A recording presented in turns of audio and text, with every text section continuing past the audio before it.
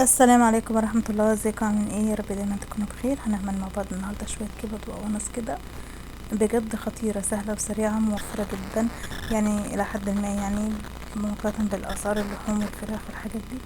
طبعا ممكن مش تشتريهاش، تجمعيها من فراخ الشهر، فبالنسبة لك مش هتدفعي فيها فلوس يعتبر، فهتبقى سهلة وسريعة وموفرة جدا معاكي. تعالوا نشوف الطريقة مع بعض. هجيب طاسة على النار او حلة او اي حاجة. أنا هنا كنت بنشفها بمنديل عشان تبقى اسرع، يعني حطيت فيها شوية زيت، ومعايا هنا قوانص وقلوب، ومعايا الطبق التاني كبد لوحدها. فصلت ده عن ده عشان خاطر القوانص والقلوب بتاخد وقت شوية في السوا. فهبتدي انزل بيها هي الاول. اختبرت الزيت ولما سخن حطيت بقى القلوب والقوانص، وهبتدي بقى اشوح فيها كويس قوي، وبس خلي ايدك فيها عشان ما تتحرقش لحد لما ايه، يعني 10 دقايق كده. افضلي قلبي فيها عشان يعني قبل الكبد عشان تاخد في السوا شويه وتبقى كويسه يعني. هبتدي بقى اقلب فيها لحد لما هي هتنزل ميه وتشربها، ويبقى مش عندي غير الزيت اللي انا حطاه، وابتدي انزل بقى بالفراخ، لا بالكبد، اسفه. تنزل بالكبد بتاعتي في جنب كده برضو، اسيبها دقيقتين وابتدي اقلب بقى كله على بعضه بالشكل ده. مفيش اسهل ولا احلى من الاكله دي، اكله بجد يعني بقول لك يعني فظيعه. انا بحبها احسن اكتر من الفراخ نفسها، بجد خطيره جدا جدا، ويعني موفره يعني. الكبد دي الكميه دي كلها مطلعاها، بجيب فراخ الشهر وبطلع منها الكبد على جنب، فبتعمل معايا الاكله الحلوه دي. يعني يعتبر انا مش دافعه فيها فلوس، يعني مش شاريها مخصوص بالكيلو، فبالنسبه لي موفره. انت ممكن تجمعي فراخ الشهر وتجمعي الكبد والقوانص بتاعتهم وتعملهم اكله حلوه زي دي. هنا خلاص حسيتها كده، يعني نزلت الميه بتاعتها وشربتها وبدات تدخل في التحمير. حطيت البصل على طول،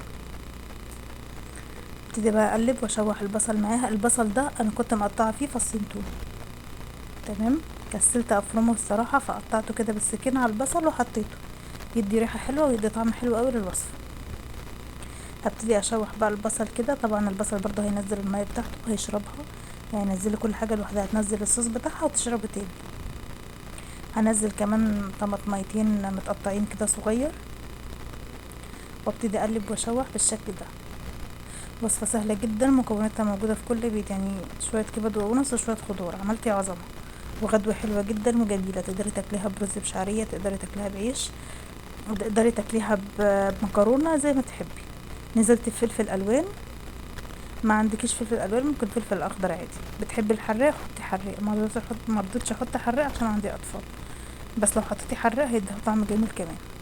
حط البهارات، حطيت فلفل اسود، حطيت كمون، بهارات فراخ، وحطيت رشة كزبرة ناشفة، وهحط الملح بتاعي عادي. بس هي دي يعني ايه، ما تكتريش في البهارات قوي عشان لو زادت بتدي نتيجة عكسية، فخلينا في البهارات المعقولة، يعني حاجة بسيطة كده تطعم الاكل وتدي طعم حلو. حطيت الملح المناسب ليا، طبعا الملح حسب الرغبة، زي ما بتحبي نسبة الملح قد ايه في الاكل. ونبتدي بقى ايه، ايدك فيها على طول تقلبيها لحد لما الخضار ده يستوي والبصل يستوي. طبيعي كده كده الكبد والقوانص ما بتاخدش سوا. وهنا خلاص بقت جميلة جدا زي ما انتوا شايفين، واللون والالوان بجد خطيرة. في اللحظة دي عايزة تحطي بطاطس، حبيتين بطاطس حطي، عايزة تاكليها كده بجد خطيرة. وهنا كانت جاهزة معايا، سهلة وسريعة، ما خدتش وقت. زي ما قلت ممكن تاكلها جنب مكرونة، جنب رز بسمتي، جنب رز بشعرية، عيش وسلطة وطحينة. انا اكلتها بعيش وسلطة وطحينة. مع السلامة.